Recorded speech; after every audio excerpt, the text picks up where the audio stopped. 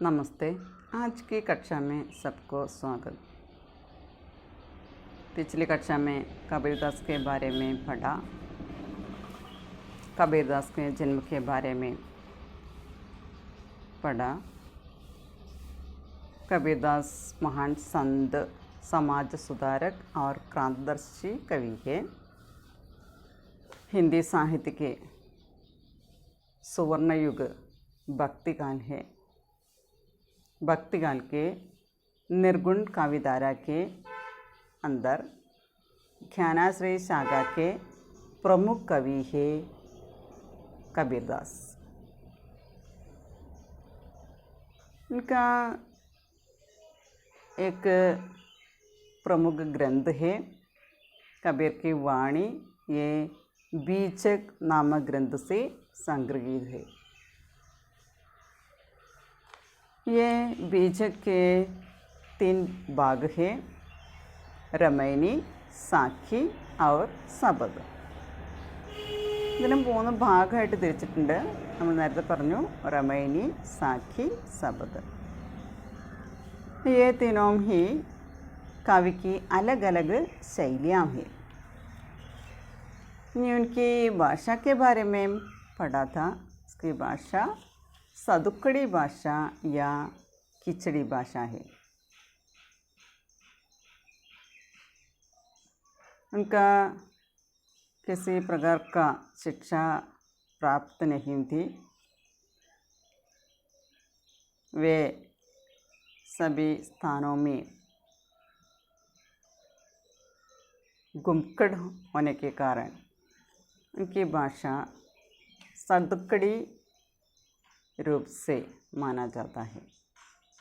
यह खिचड़ी एक मिश्रित है, വിഭിന്ന ഭാഷാമുഖ മിശ്രിത. അതായത് വ്യത്യസ്തമായിട്ടുള്ള ഭാഷകൾ പല നാടുകളിൽ ചെല്ലുമ്പോൾ പല ഭാഷകളാണ് ഉപയോഗിച്ചിരുന്നത്. ഇങ്ങനെയാണത് സതുക്കടി അല്ലെങ്കിൽ കിച്ചടി, പഞ്ചമേൽ കിച്ചടി എന്ന് പറയാം. പഞ്ചമേൽ കിച്ചടി എന്ന് 5ലധികം ഭാഷകളുടെ ഒരു മിശ്രണമായിരുന്നു കബീർദാസിൻ്റെ ഭാഷ എന്ന് പറയുന്നത്. അതുപോലെ തന്നെ നമ്മളതിൽ പറയുന്നുണ്ട്, ഡോക്ടർ ഹസാരി പ്രസാദ് ദ്വിവേദി കബീർദാസിനെ പറയുന്നൊരു പേരാണ് വാണിക്ക് ഡിക്റ്റേറ്റർ എന്നാണ് പറയുന്നത്. അദ്ദേഹം വിദ്യാഭ്യാസം ഉണ്ടായിരുന്നില്ല. അദ്ദേഹത്തിൻ്റെ ശിഷ്യന്മാരാണ് ഇതൊരു ഗ്രന്ഥമാക്കി മാറ്റിയതെന്ന് പറയുന്നു. എനിക്ക് ഗുരു കന്നാം, അദ്ദേഹത്തിൻ്റെ ഗുരു ഉണ്ടായിരുന്നു. രാമാനന്ദ് എന്നാണ് ഗുരുവിൻ്റെ പേര്. നമ്മളത് പഠിച്ചു കഴിഞ്ഞ കാര്യമാണ്. അപ്പോൾ നമ്മൾ 5 ദോഹയാണ് നമുക്കിതിൽ പഠിക്കാനുള്ളത്. സിലബസ് പരിചയപ്പെടുത്തിയപ്പോൾ ഞാൻ പറഞ്ഞിരുന്നു 5 ദോഹയാണുള്ളത് കബീർദാസിൻ്റെ. അതിലാദ്യത്തെ ദോഹ നമുക്ക് നോക്കാം. സദ്ഗുരു കി മഹിമ അനന്ത്, അനന്ത് കിയ ഉപകാർ, ലോചൻ അനന്ത് ഉഖാര്യ, അനന്ത് ദിഖാവൻഹാർ. ദോഹ എന്ന് പറഞ്ഞാൽ 2 ലൈനായിട്ട് വരുന്നതാണ്.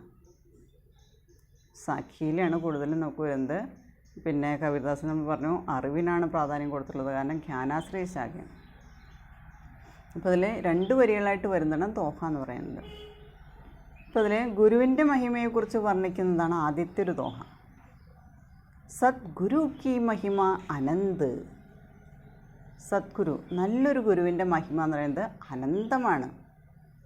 അത് നമുക്ക് ഒരിക്കലും കണക്കാക്കാൻ പറ്റില്ല. അത്രയും അനന്തമായ നീണ്ടു കിടക്കുന്നതെന്ന് പറയുന്നത്. ഗുരുവിൻ്റെ മഹിമയെ നമുക്ക് ഒരിക്കലും വർണ്ണിക്കാൻ പറ്റില്ല, അത്രയ്ക്കധികം ഉണ്ടെന്ന് പറയുന്നത്. അനന്ത് കിയ ഉപകാർ, ഉപകാർ എന്ന് പറഞ്ഞാൽ ഉപകാരം. അപ്പോൾ ഇവിടെ ഗുരു ഹമേ അനേക് യാ അനന്ത് ഉപകാർ കിയാ ഹേ, നമുക്ക് വേണ്ടി ഒരുപാട് ഉപകാരങ്ങൾ ആര് ചെയ്തിട്ടുണ്ട്? ഗുരു ചെയ്തിട്ടുണ്ട് എന്ന് പറയുന്നത്. ലോചൻ അനന്ത് ഉഖാരിയ, ലോചൻ എന്ന് പറഞ്ഞാൽ കണ്ണാണ്, ആങ്ക്. അനന്ത് ഉഖാരിയ, ഉഖാരിയ എന്ന് പറഞ്ഞാൽ ഖോൽ ദേത്താ ഹേ, തുറക്കുക. और അനന്ത് ദിഖാവൻഹാർ, ദിഖാവൻഹാർ എന്ന് പറഞ്ഞാൽ ദിഖാനെ വാല. അപ്പോൾ ഇതിൽ പറയുന്നത്, ദോഹയിൽ പറയുന്നത് കബീർദാസിനെ ഇസ് ദോഹേമേ ഗുരു കി മഹിമ കോ ദിഖായ ഹേ, ഗുരുവിൻ്റെ മഹിമയാണ് ഇതിൽ കാണിച്ചിരുന്നത്. യഹാ കബീർദാസ് कहते हैं സദ്ഗുരു കി മഹിമ അനന്ത് ഹേ, നല്ലൊരു ഗുരുവിൻ്റെ മഹിമ അനന്തമാണ്. उन्होंने हमें या മേരാ അനന്ത് ഉപകാർ കിയാ ഹെ. അദ്ദേഹം എനിക്ക് ഒരുപാട് ഉപകാരങ്ങൾ ചെയ്തിട്ടുണ്ട്. അല്ലെങ്കിൽ നല്ലൊരു ഗുരു ശിഷ്യന്മാർക്ക് ഒരുപാട് ഉപകാരങ്ങൾ ചെയ്തു കൊടുത്തിട്ടുണ്ട്. ശിഷ്യമക്കോ പറയാം അനന്ത് ഉപകാർ കിയാ ഹെ. ഇനി എന്താ പറയുന്നത്, ഇവിടെ ശിഷ്യന്മാരുടെ അജ്ഞത और अंधेपन को दूर करने वाला है. അതായത് ശിഷ്യന്മാർ എന്ന് പറയുന്നത്, ഭക്തരെന്ന് പറയുന്നത് അജ്ഞരാണ്, അറിവില്ലാത്തവരാണ്. അവരുടെ കണ്ണിലെ ആ ഇരുട്ടിനെ അകറ്റാനായിട്ട് നല്ലൊരു ഗുരുവിന് സാധിക്കും പറയുന്നത്. അറിവ് നേടാനായിട്ട് ഗുരുവിൽ നിന്നാണ്, നല്ലൊരു ഗുരുവിൽ നിന്ന് നമുക്ക് എന്ത് സാധിക്കുന്നു പറയുന്നത്, അറിവ് നേടാനായിട്ട് സാധിക്കുന്നു. ഇവിടെ പറയുന്നുണ്ട് എന്താണ്, ഉനോനെ അനന്ത് ആംഖോം കോ ഖോൽ ദിയാ ഹെ. നമ്മുടെ കണ്ണ് തുറന്നു തരുന്നത് എന്താകുന്ന കണ്ണുകൾ, ജ്ഞാൻ രൂപി ആംഖോം കോ ഖോൽ ദിയാ ഹെ. അറിവാകുന്ന കണ്ണുകളെ തുറന്നു തരുന്നത് നല്ലൊരു ഗുരുവാണ്, സദ്ഗുരുവാണെന്നാണ് പറയുന്നത്. അനന്ത് ദിക്കാവൻ ഹമേ അനന്ത് ദിക്കാനെ വാലേ ഹെ. നമുക്കൊരുപാട് കാര്യങ്ങൾ പറഞ്ഞു തരുന്നത് ആരെക്കുറിച്ച്, ഈശ്വർ കെ ബാരെ മേ ഹമേ സംസാനെ വാല ഗുരു ഹെ. इसी प्रकार अपने ज्ञान रूपी आंखों को खोलकर ഈശ്വർ കാ ദർശൻ ഹോ സഖ. ഈശ്വരനെ തന്നെ നമുക്ക് ദർശിക്കാനായിട്ട് സാധിക്കും. ഗുരുവാണ് നമുക്ക് ഈശ്വരനെ കുറിച്ചുള്ള അറിവ് പകർന്നു തരുന്നത്, ഗുരുവാണ്. ഇസ്ലിയെ ഗുരു ഈശ്വർക്കോ ദിഖാനെ വാലാ ഹെ. അതുകൊണ്ട് ഗുരു എന്ന് പറയുന്നത് നമുക്ക് ഈശ്വരനെ കാണിച്ചു തരുന്നവനാണ്. അപ്പോൾ ആദ്യത്തെ ദോഹയിൽ നമ്മൾ പറയുന്നതാണ്, കബീർദാസിൻ്റെ ദോഹയിൽ ഗുരുവിൻ്റെ മഹിമയെക്കുറിച്ചാണ് പറയുന്നത്. ഗുരുവിൻ്റെ മഹിമ എന്ന് പറയുന്നത് അപാരമാണ്, അസംഖ്യമാണ്, അനന്തമാണ്. നമുക്കത് ഒരിക്കലും എണ്ണി തിട്ടപ്പെടുത്താനായിട്ട് പറ്റില്ല. അത്രയ്ക്കും മഹിമയുള്ളതാണ് ഗുരു എന്ന് പറയുന്നത്. വീണ്ടും പറയുന്നതാണ്, ഹമാരെ അനന്ത് ജ്ഞാൻ രൂപി ആംഖോം കോ ഖോൽ ദേത്താ ഹെ. हमारे मन की അല്ലെങ്കിൽ ശിഷ്യം की मन की अज्ञता को दूर करते हैं. अंधेपन को दूर करने वाला है ഗുരു. നമ്മുടെ കണ്ണിലെ ഇരുട്ടിനെ ഇല്ലാതാക്കുക, നമ്മുടെ അജ്ഞതയെ, അറിവില്ലായ്മയെ ഇല്ലാതാക്കാനായിട്ട് ആരെ കൊണ്ട് സാധിക്കും, നല്ലൊരു ഗുരുവിനെ കൊണ്ട് സാധിക്കുമെന്നാണ് പറയുന്നത്. നെക്സ്റ്റ് രണ്ടാമത്തെ, ചൗസട്ടി ദീവ ജോയി കരി ചൗദ ചന്ദാമാഹി തിഹീഗർ കിസ്കോ ചാന്ദന ജഹീഗർ ഗോവിന്ദനാഹി. അടുത്തതിൽ പറയുന്നത് ചൗസട്ടി ദീവ. ചൗസട്ട് എന്ന് പറഞ്ഞാൽ 64 ദീവ എന്ന് പറഞ്ഞാൽ ദീപം. 64 ദീപങ്ങൾ ജോയി കരി ജലാക്കർ രക്കെ, കത്തിച്ച് വയ്ക്കുക. 64 ദീപങ്ങൾ കത്തിച്ച് വയ്ക്കുക. ചൗദ് ചന്ദാമാഹീൻ. ചൗദ് എന്ന് പറഞ്ഞാൽ 14. ചന്ദാമാഹീൻ അതായത് ചന്ദ്രൻ്റെ പ്രകാശം. ഇവിടെ 14 കലകളെയാണ് ഇവിടെ സൂചിപ്പിക്കുന്നത്. അതുപോലെ തന്നെ നമ്മൾ അറിവ് നേടുന്ന 14 വിദ്യകൾ എന്ന് വേണമെങ്കിൽ പറയാം. ചൗസട്ട് ദീപക് എന്ന് പറഞ്ഞാൽ കലകളുടെ പ്രതീകമായിട്ടാണ് പറയുക. 64 കലകൾ, അതിൽ ഗീത, വാദ്യ, നൃത്തം, ചിത്രരചന അതെല്ലാം അതിൽ പെടുന്നു. 64 കലകളുടെ പ്രതീകമാണെന്ന് പറയുന്നത് ചൗസട്ട് ദീപക് എന്ന് പറയുന്നത്. അതുപോലെ തന്നെ ഇവിടെ ചന്ദ്രമ, ഇവിടെ എന്താ ചെയ്യുന്നത്, ചൗദ ചന്ദാമാഹി. ചന്ദ എന്ന് പറഞ്ഞാൽ പ്രകാശം, ചന്ദ്രൻ്റെ പ്രകാശം, നിലാവ്. ചൗദ്, ഇവിടെ ചൗദ് എന്ന് പറയുന്നത് 14 വിദ്യകൾ എന്ന് പറയാം. നമുക്ക് വിദ്യകൾ, അതായത് ബ്രഹ്മം, ജ്ഞാൻ, അതുപോലെ തന്നെ ന്യായം, മീമാംസ, വേദം, പുരാണം, അങ്ങനെ പറയുന്ന വിദ്യകൾ. അങ്ങനെ 14 വിദ്യകൾ. ഇവിടെ പറയുന്നത് എങ്ങനെയാണ്, പ്രകാശമാൻ ഹോക്കർ ബി തിഹി ഗർ കിസ്കോ ചാന്ദന. തിഹി എന്ന് പറഞ്ഞാൽ ഉസ് ഗർ, കിസ്കോ ചാന്ദന, ചാന്ദന എന്ന് പറഞ്ഞാൽ പ്രകാശം. ജിഹി ഗർ ജിസ് ഗർ ഗോവിന്ദ് നഹി. ഗോവിന്ദ് എന്ന് പറഞ്ഞാൽ ഈശ്വരൻ. ഇപ്പോൾ ഇവിടെ പറയുന്നത് എങ്ങനെയാണ്, അതായത് ഏത് വീട്ടിലാണോ നമ്മൾ 64 ദീപങ്ങൾ കത്തിച്ച് വയ്ക്കുന്നത്, അതുപോലെ തന്നെ ചന്ദ്രൻ്റെ നിലാവിനാൽ, അതായത് 14 വിദ്യകളിൽ നിന്ന് പ്രകാശം കിട്ടിയിട്ട് പോലും വഹാ ഗോവിന്ദ് കാ വാസ് നഹീൻ തോ, അവിടെ ഈശ്വരൻ്റെ വാസമില്ലെങ്കിൽ, യഹാ പ്രഭു കാ വാസ് നഹീൻ തോ ഗോവിന്ദ് കാ വാസ് നഹീൻ തോ. ഏത് വീട്ടിലാണോ 64 ദീപങ്ങൾ കത്തിച്ചിരിക്കുന്നത്, 14 വിദ്യകൾ അഭ്യസിച്ച് അതിൻ്റെ പ്രകാശം ഉണ്ടായാൽ പോലും ഈശ്വരൻ അവിടെ ഇല്ലെങ്കിൽ, ദൈവത്തിൻ്റെ സാന്നിധ്യം ആ വീട്ടിലില്ലെങ്കിൽ സാരാ ചമത്കാർ ബേക്കാർ ഹോ ജാതാ ഹേ. ഈ പ്രകാശത്തിൻ്റെ തിളക്കം എന്ന് പറയുന്നത് വ്യർത്ഥമായിട്ട് മാറുന്നു. പിന്നെ ഭക്തിയെക്കുറിച്ചാണ് പറയുന്നത്, ഈശ്വരഭക്തിയെക്കുറിച്ചാണ് പറയുന്നത്. അപ്പോൾ അതിൽ പറയുന്നത് ഫസ്റ്റ് പറയുന്ന കാര്യം ഇതാണ്, ജിസ് ഘർ മേം 64 ദീപക് ജലാകർ രഖേ और चंद्रमा अपने 14 विद्याओं से प्रकाशमान होकर भी उस घर में ईश्वर का वास नहीं तो ये सारा प्रकाश, सारा चमत्कार बेकार हो जाता है. ഇവിടെ ഉദ്ദേശിക്കുന്നത് എങ്ങനെയാണ്, ഭക്ത് കെ ഹൃദയം മേ ഭഗവാൻ കോ പ്രതിഷ്ഠിത് കർണ ചാഹിയെ. ഒരു ഭക്തൻ്റെ ഹൃദയത്തിൽ ആരെ പ്രതിഷ്ഠിക്കണം എന്ന് പറയുന്നത്, ഈശ്വരനെ പ്രതിഷ്ഠിച്ചിരിക്കണം എന്ന് പറയുന്നത്.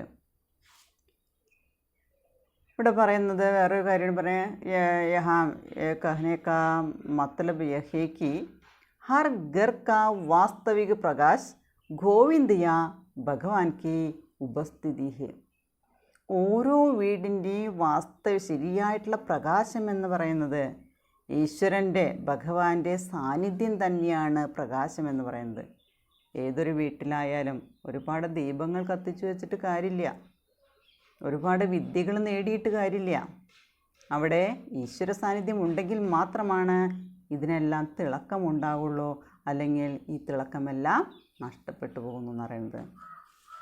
അതായത് ഈശ്വർ ഭക്തി के बिना केवल कलाओं और विद्याओं की निपुणता मात्र से मनुष्य का कल्याण संभव नहीं होता है. അതായത് ഈശ്വരഭക്തി കൂടാതെ ഈ 64 കലകളും അതുപോലെ തന്നെ 14 വിദ്യകളും നേടിയാൽ പോലും മനുഷ്യനെ ഒരിക്കലും മംഗളങ്ങൾ അല്ലെങ്കിൽ നന്മ സംഭവിക്കില്ല എന്ന് പറയുന്നത്. അവിടെ പറയുന്നുണ്ട്, ഭക്ത് കെ ഹൃദയമേ ഭഗവാൻ കോ പ്രതിഷ്ഠിത് കർണ ചാഹിയെ. ഒരു ഭക്തൻ്റെ ഹൃദയത്തിൽ ഈശ്വരനെ പ്രതിഷ്ഠിച്ചിരിക്കണം എന്ന് പറയുന്നത്. എങ്കിൽ മാത്രമാണ് നമുക്ക് നേട്ടങ്ങൾ ഉണ്ടാവുകയുള്ളൂ എന്നാണ് പറയുന്നത്. ഈശ്വരൻ്റെ സാന്നിധ്യം, ഭക്തി, ഇത് രണ്ടും നമ്മുടെ ഉള്ളിൽ ഉണ്ടായിരിക്കണമെന്നാണ് രണ്ടാമത്തെ ദോഹയിൽ പറയുന്നത്. നെക്സ്റ്റ് മൂന്നാമത്തെ ദോഹ, पासा पकड़ा प्रेम का सारी किया शरीर सतगुरु दांव बनाया खेले दास कबीर. पासा, पासा എന്ന് പറഞ്ഞാൽ പ്യാസ, പ്യാസ പക്കട പ്രേം കാ സാരി കിയ ശരീർ. ശരീരം എന്ന് പറഞ്ഞാൽ ഇവിടെ ശരീരം ലൗകികതയുടെ പ്രതീകമാണ്, ലൗകികത. അതുപോലെ തന്നെ സദ്ഗുരു ദാവ്, ദാവ് എന്ന് പറഞ്ഞു കഴിഞ്ഞാൽ ദാവ് എന്ന് പറഞ്ഞാൽ തന്ത്രങ്ങൾ, സൂത്രങ്ങൾ, തന്ത്രങ്ങൾ. ഖേലെ ദാസ് കബീർ. ഇവിടെ പറയുന്നത് ഭക്ത് യാ ശിഷ്യ പ്രേം ക പ്യാസാഹി. ഒരു ഭക്തൻ, ഒരു ശിഷ്യൻ അവിടെ സ്നേഹത്തിന് വേണ്ടി ദാഹിക്കുന്നു എന്ന് പറയുന്നത്. പ്രേം ക പ്യാസാഹി. ഇവിടെ പറയുന്നു സാരി കിയ ശരീർ, ശരീർ കാ ലൗകികത, ലൗകികത കോ സർവസ്വ മാന്യവാലാ ഹേ. ആ ശരീരത്തിൻ്റെ ലൗകികതയെ അവിടെ എല്ലാമായിട്ട് കണക്കാക്കുകയാണ് ചെയ്യുന്നത്. അതായത് സബ് ലോക പ്രേം സേ വശീഭൂത് ഹോക്കർ ആയേ ഹേ. ആളുകളെല്ലാവരും സ്നേഹത്താൽ ആകർഷിക്കപ്പെട്ടാണ് വരുന്നത്, അതായത് സ്നേഹത്തിന് വേണ്ടി ദാഹിക്കുകയാണ് ചെയ്യുന്നത്. यहाँ प्रेम और भक्ति का खेल चालू होता है. ഇവിടെ പറയുന്ന ഖേലെ ദാസ് കബീർ, കബീർദാസ് പറയാണ്, യഹാ പ്രേം ഔർ ഭക്തി കാ ഖേൽ ചാലു ഹോത്താ ഹേ. ഇവിടെ സ്നേഹത്തിൻ്റെ, ഭക്തിയുടെ ഒരു കളിയാണ് ഇവിടെ നടന്നുകൊണ്ടിരിക്കുന്നത്. പ്രേം എന്ന് പറയുന്നത് ലൗകികമാണ്, ലൗകിക ലോകത്തിലെ, നമ്മുടെ ഈ ലോകത്ത് നടക്കുന്ന ഒന്നാണ് പ്രേം എന്ന് പറയുന്നത്, അത് ലൗകികമാണ്. ലേക്കിൻ ഭക്തി എന്ന് പറയുന്നത് അലൗകികമാണ്, ലോകത്തിനപ്പുറമാണത്. സദ്ഗുരു ദാവ ബനായ, ഇവിടെ പറയാം യഹാം ഏക് സച്ചാ ഗുരു സദ്ഗുരു നയാ നയാ തന്ത്ര ബനാത്താ ഹെ. ഇവിടെ നല്ലൊരു ഗുരു പുതിയ പുതിയ തന്ത്രങ്ങൾ അവിടെ മെനഞ്ഞെടുക്കുകയാണ്, പുതിയ പുതിയ തന്ത്രങ്ങൾ ഉണ്ടാക്കിയെടുക്കുകയാണ് ചെയ്യുന്നത്. इसकी निपुणता സഫൽ ജീവൻ ബിതാനെ കെ ലിയെ സഹായക ഹെ. ഒരു അയാളുടെ സാമർഥ്യം അല്ലെങ്കിൽ അയാളുടെ കഴിവെന്ന് പറയുന്നത് നല്ലൊരു ജീവിതം നമുക്ക് ഉണ്ടാക്കിയെടുക്കാനായിട്ട് സഹായിക്കുന്നു പറയുന്നത്. അപ്പം നല്ലൊരു ഗുരു ഉണ്ടെങ്കിൽ നമുക്ക് നല്ലൊരു ജീവിതം, ശിഷ്യൻ അല്ലെങ്കിൽ ഭക്തനെ നല്ലൊരു ജീവിതം നേടിയെടുക്കാനായിട്ട് സാധിക്കുമെന്നാണ് പറയുന്നത്. അപ്പം അതിനു വേണ്ടിയിട്ടുള്ള തന്ത്രങ്ങളെല്ലാം മെനയുന്നത് നല്ലൊരു ഗുരുവാണെന്നാണ് പറയുന്നത്. യഹാ സച്ച ഗുരു നയാ നയാ തന്ത്ര ബനാത്താ ഹെ. പുതിയ പുതിയ തന്ത്രങ്ങൾ ഉണ്ടാക്കുന്നു. ഇവിടെ എന്തിൻ്റെ കളിയാണ് നടക്കുന്നത്? പ്രേം ഓർ ഭക്തി കാ ഖേൽ ചാലു ഹോത്താ ഹെ. സ്നേഹത്തിൻ്റെ, ഭക്തിയുടെ ഒരു കളിയാണ് അവിടെ നടന്നുകൊണ്ടിരുന്നത്. അപ്പോൾ പ്രേം എന്ന് പറയുന്നത് ലൗകികമാണ്, എന്നാൽ ഭക്തി എന്ന് പറയുന്നത് അലൗകികമാണ്. ഇത് രണ്ടിൻ്റെയും കൂടിയുള്ളൊരു കളിയാണ് നടക്കുന്നത്. അപ്പം അതിന് വേണ്ടിയിട്ട് സ്കെലിയെ യഹാ സച്ച ഗുരു സദ്ഗുരു നയാ നया तंत्र बनाता है और उनकी निपुणता से, सद्गुरु की निपुणता से एक सफल जीवन बिताने के लिए സഹായക് ഹോത്താ ഹെ. നല്ലൊരു ജീവിതം നയിക്കാനായിട്ട് നല്ലൊരു ഗുരു നമുക്ക് സഹായകമാണ്. നെക്സ്റ്റ്, ഇപ്പോൾ ഗുരുവിൻ്റെ സ്വാധീനം എന്താണ്, നമ്മുടെ ജീവിതത്തിൽ ഗുരുവിൻ്റെ സ്വാധീനം എന്താണെന്നുള്ളതാണ് ഇവിടെ ചോദിക്കുന്നത്. നെക്സ്റ്റ്, ചക്കൈ ബിച്ചുരോ രേനിക്കോ ആയി മിലി ബർബാത്തി ജേ ജൻ ബിച്ചുടേ രാംസോ തേ ദിൻ മിലേ നരാത്തി. ചക്കൈ, ചക്കൈ എന്ന് പറഞ്ഞാൽ പക്ഷിയാണ്, ചക്രവാക പക്ഷിയാണ്. ചക്കൈ ബിച്ചുരോ, ബിച്ചുരോ എന്ന് പറഞ്ഞാൽ ബിച്ചുടന, വിയോഗ്. രേനിക്കോ, ഇവിടെ പറയുന്നത് എന്താണ്? ചക്കൈ ബിച്ചുരോ രേനിക്കോ ആയി മിലി പർബാത്തി. പർബാത്തി എന്ന് പറഞ്ഞാൽ പ്രഭാതം, രേനി എന്ന് പറഞ്ഞാൽ രാത്രി. ചക്കൈ ബിച്ചുരോ രേനിക്കോ രാത്തുക്കോ. ചക്കൈ രാത്തുക്കോ ബിച്ചുഡെത്തി ഹെ. ആയി മിലി പർബാത്തി എപ്പോഴാണ് കണ്ടുമുട്ടുന്നത്? പ്രഭാതമാവുമ്പോൾ മാത്രമാണത് കണ്ടുമുട്ടുന്നത്. ഇത് ചക്വ ചക്കവീസെ മിൽ പാത്തി ഹെ. അത് പ്രഭാതമാകുമ്പോഴാണ് അവർ കണ്ടുമുട്ടുന്നത്. അപ്പോൾ രാത്രി മുഴുവൻ ഈ പക്ഷി കരഞ്ഞുകൊണ്ടിരിക്കുന്ന പറയുന്നത്. ഇവർ രണ്ടുപേരും രാത്രിയിൽ ഒരുമിച്ചല്ല, രണ്ടുപേരും സെപ്പറേറ്റഡ് ആയിട്ട് അല്ലെങ്കിൽ അലഗ് അലഗ് രഹത്തെ ഹെ. പ്രഭാതമാകുമ്പോഴാണ് ഈ രണ്ട് പക്ഷികളും, ആൺപക്ഷിയും പെൺപക്ഷിയും കണ്ടുമുട്ടുന്നത് പ്രഭാതമാകുമ്പോഴാണ്. ജേ ജൻ ബിച്ചുടേ രാംസോ. ഏത് മനുഷ്യരാണോ രാംസേ ബിച്ചുഡ് രഹേ ഹേ, രാമനിൽ നിന്ന് അകന്നു കഴിയുന്നത്, ഈശ്വരിൽ നിന്ന് അകന്നു കഴിയുന്നത് ഏത് മനുഷ്യരാണോ തേ ദിൻ മിലേ നരാത്തി. അങ്ങനെയുള്ള ആളുകൾ, ഈശ്വരനിൽ നിന്ന് അകന്നു നിൽക്കുന്ന ആളുകൾ, പകലായാലും രാത്രിയായാലും അവരൊരിക്കലും ഈശ്വരനെ കണ്ടുമുട്ടുന്നില്ല. പക്ഷേ ചക്രവാക പക്ഷി നേരെ ഓപ്പോസിറ്റാണ്. അത് രാത്രിയിൽ വേർപിരിഞ്ഞെഴുന്നു കഴിഞ്ഞാൽ പ്രഭാതമായി കഴിഞ്ഞാൽ പരസ്പരം കണ്ടുമുട്ടുന്നു എന്ന് പറയുന്നത്. അപ്പോൾ ബിച്ചുടൻ കെ ബാര്യമേ കബീർദാസ് ക്യാ മാൻതാ ഹേ. ഈ വേർപിരിയലിനെ കുറിച്ച് കബീർദാസ് എന്താണ് പറയുന്നത്? ഇവിടെ ചക്കൈ രാത് ഭർ ബിച്ചുഡെത്തി ഹേ, വിരഹ കെ കാരൺ യേ പക്ഷി രോ രഹി ഹേ. കരഞ്ഞുകൊണ്ടിരിക്കുന്ന പറയുന്നത് പക്ഷി. പ്രഭാത് ഹോത്തേ ഹി വ ചക്കവാസെ മിൽ പാത്തി ഹേ. പ്രഭാതമായി കഴിഞ്ഞാൽ അത് ആൺപക്ഷിയെ കണ്ടുമുട്ടാണ് ചെയ്യുന്നത്. ഇവിടെ പറയുന്നൊരു കാര്യം നെക്സ്റ്റ് ലൈനിൽ പറയുന്നത് രാം യാ ഈശ്വർ സെ അലഗ് രഹ്നെ വാല ആത്മാ, അലഗ് രഹ്നെ വാല വ്യക്തി ആദമി കभी भी ईश्वर को मिल नहीं पाता है. रात और दिन में भी परमात्मा को ईश्वर को मिल न पाएगी. അപ്പോൾ ഈ ഈശ്വരനിൽ നിന്ന് അകന്നു കഴിയുന്ന ഒരാൾ പകലായാലും രാത്രിയായാലും ഈശ്വരനെ കണ്ടുമുട്ടുന്നില്ല എന്നാണ് പറയുന്നത്. ഈശ്വരഭക്തി അവിടെ ഇല്ല എന്നാണ് പറയുന്നത്. ചക്വ ചക്വയ്ക്ക് വിयोग रात होने के कारण सामयिक है.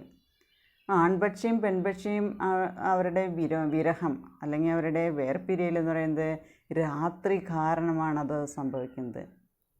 പ്രഭാതമായാൽ അവർ കണ്ടുമുട്ടുന്നു. പക്ഷേ ഈശ്വരനിൽ നിന്ന് അകന്നു കഴിഞ്ഞ ഒരാൾ പ്രഭാതമായാലും രാത്രിയായാലും പകലായാലും ഈശ്വരനെ ഒരിക്കലും തേടി പോകുന്നില്ല, ഈശ്വരനെ കണ്ടുമുട്ടുന്നില്ല.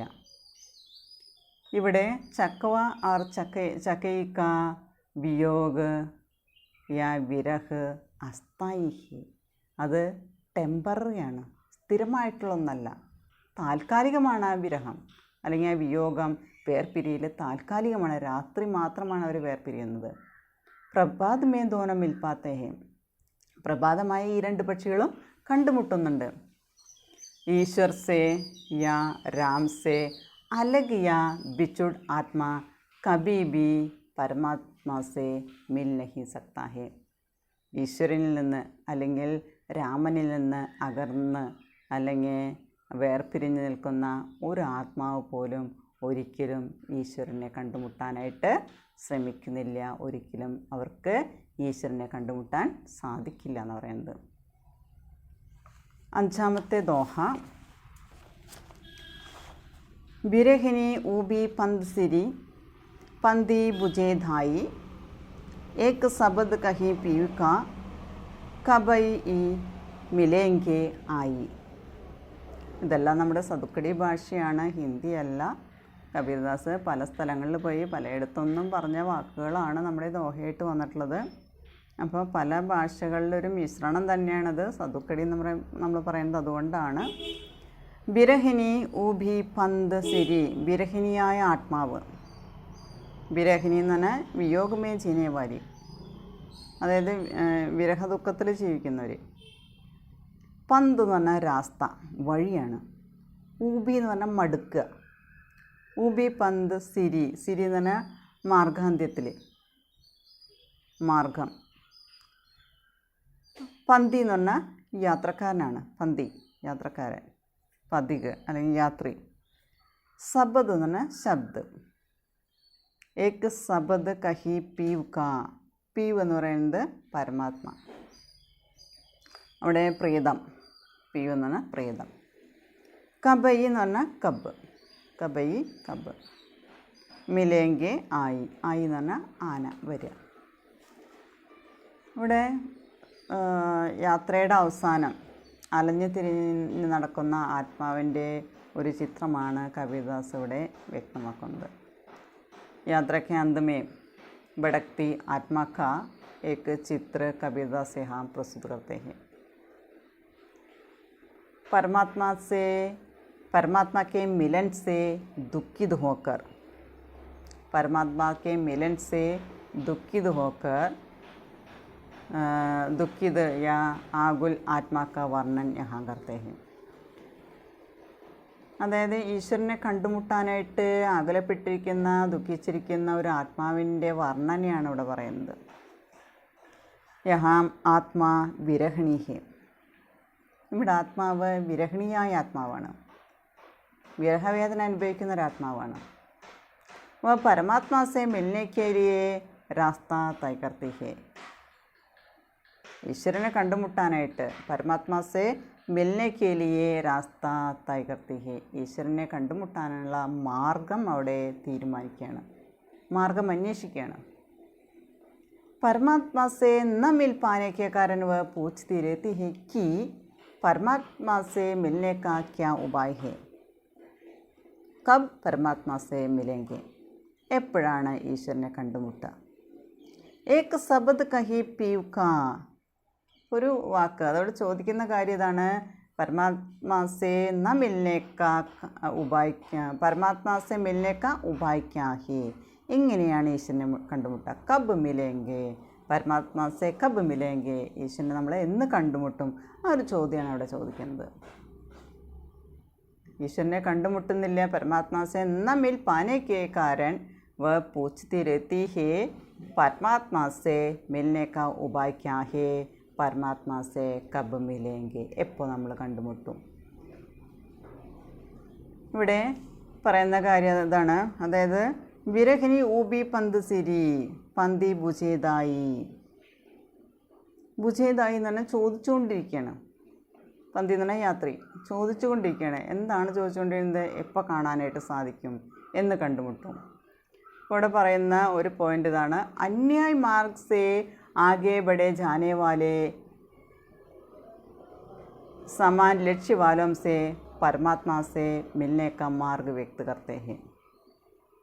അതായത് മറ്റൊരു മാർഗങ്ങളിൽ കൂടി മുന്നോട്ട് പോകുന്ന ആളുകൾ, അതേ ഒരേ ലക്ഷ്യവുമായിട്ട് മുന്നോട്ട് പോകുന്ന ആളുകൾ പരമാത്മാ സേ മിൽനെ കാ മാർഗ് വ്യക്ത് കർത്തേ ഹെ, ഈശ്വരനെ കണ്ടുമുട്ടാനുള്ള മാർഗം അവിടെ വ്യക്തമാക്കാണ് ചെയ്യുന്നത്. യഹാ ലക്ഷ്യ ഏക മാത്ര ഹേ പരമാത്മാ കി പ്രാപ്തി ഹേ. ഈശ്വരനെ കണ്ടുമുട്ടുക എന്നുള്ളതാണ് ഒരേ ഒരു ലക്ഷ്യം. ഇപ്പോൾ അതിൽ അഞ്ചാമത്തെ ദോഹയിൽ പറയുന്നത് പരമാത്മാക്കെ മിലൻ സേ ആകുൽ യാ ദുഃഖിത് ആത്മാ വിരഹണി ആത്മാക്കെ ബാരമേ കത്തെ ഹേ. വിരഹണിയായ ആത്മാവിനെ കുറിച്ചാണ് പറയുന്നത്. ഇവിടെ എങ്ങനെ ഈശ്വരനെ കണ്ടുമുട്ടാം ആ മാർഗമാണ് അവിടെ അന്വേഷിക്കുന്നത്. മാർഗാന്ത്യത്തിൽ അന്വേഷിച്ച് പോകുമ്പോൾ അവിടെ മടുത്തു പോരുന്നൊരവസ്ഥ, ഈശ്വരനെ കണ്ടുമുട്ടാനായിട്ട് പറ്റുന്നില്ല. അവിടെ ഈ യാത്രി അല്ലെങ്കിൽ ഈശ്വരനെ അന്വേഷിച്ച് പോകുന്ന ഈ യാത്രി, വിരഹണിയായ ഈ ആത്മാവ് ചോദിച്ചു കൊണ്ടിരിക്കുകയാണ്, കബ് ഈശ്വർ കോ മിലേംഗെ, എപ്പോഴാണ് ഈശ്വരനെ കണ്ടുമുട്ടാൻ സാധിക്കുക എന്ന് ചോദിച്ചുകൊണ്ടിരിക്കുകയാണ്. ഇവിടെ ലക്ഷ്യം എന്താണ്? ലക്ഷ്യം പരമാത്മാക്കി പ്രാപ്തി ഹേ. ലക്ഷ്യമെന്ന് പറയുന്നത് ഈശ്വരനെ കണ്ടുമുട്ടുക എന്നുള്ളതാണ്. ഈശ്വരനെയാണ് ലക്ഷ്യം വെച്ചിരിക്കുന്നത്. അപ്പോൾ നല്ല വഴിയിൽ കൂടി നമ്മൾ സഞ്ചരിച്ചു കഴിഞ്ഞാൽ മാത്രമാണ് നമുക്ക് ഈശ്വര ദർശനം സാധ്യമാവുകയുള്ളൂ. അന്യായത്തിൻ്റെ മാർഗത്തിൽ കൂടി സഞ്ചരിക്കുകയാണെങ്കിൽ നമുക്ക് ഒരിക്കലും ലക്ഷ്യത്തിലെത്താനായിട്ട് സാധിക്കില്ല, ഈശ്വരനെ കണ്ടുമുട്ടാനായിട്ട് സാധിക്കില്ല എന്നാണ് കബീർദാസ് ഇവിടെ പറയുന്നത്. 5 ദോഹയാണ്. ആദ്യത്തെ ദോഹ ഗുരുവിൻ്റെ മഹിമയെക്കുറിച്ച് പറഞ്ഞു. രണ്ടാമത്തെ ദോഹയിൽ പറയുന്നുണ്ട് എത്ര ദീപം കത്തിച്ച് വെച്ചിട്ടും കാര്യമില്ല, ഭക്ത് കെ ഹൃദയമേ ഭക്തി ഹോന ചാഹിയെ ഭഗവാൻ കാ പ്രതിഷ്ഠിത കർണ ചാഹിയെ. രണ്ടാമത്തേൽ പറയുന്നത് അതാണ്. മൂന്നാമത്തെ പ്രേം ഔർ ഭക്തി കെ ബീച്ച് കാ എക്ക് ഖേൽ ചാലു ഹോത്താ ഹേ. പ്രേം എന്ന് പറയുന്നത് ലൗകികമാണ്, ഭക്തി എന്ന് പറയുന്നത് അലൗകികമാണ്. മൂന്നാമത്തേൽ चकवा चकवी का उदाहरण यहाँ देता है कबीरदास. रात के समय चक्की रो रही है और चकवा से बिछुड़ रही है, लेकिन प्रभात होते समय दोनों मिल पाते हैं. लेकिन यहाँ राम से या ईश्वर से अलग रहने वाले लोग, बिछुड़ रहने वाले लोग कभी ईश्वर को नहीं मिलता है. दिन में या रात में कभी भी ഈശ്വർ കോ മിൽ നഹി സക്ത. ഈശ്വരനെ ഒരിക്കലും കണ്ടുമുട്ടുന്നില്ല. അഞ്ചാമത്തേൽ വിരഹിണി ആത്മാക്കി ഇവിടെ പറയുന്നുണ്ട് പരമാത്മാക്കെ മിലൻ കേലിയെ ആകുൽ രഖ്നെ വാല या दुखित रहने वाले एक आत्मा के बारे में कहते हैं. आत्मा विरहिणी है, उसका मार्ग वह ढूंढता है, ईश्वर के मिलने का मार्ग ढूंढता है. ईश्वर का कब मिलेंगे, उसका उपाय क्या है, इसके बारे में पूछता है. यहाँ एकमात्र लक्ष्य है परमात्मा की प्राप्ति है. Okay, thank you.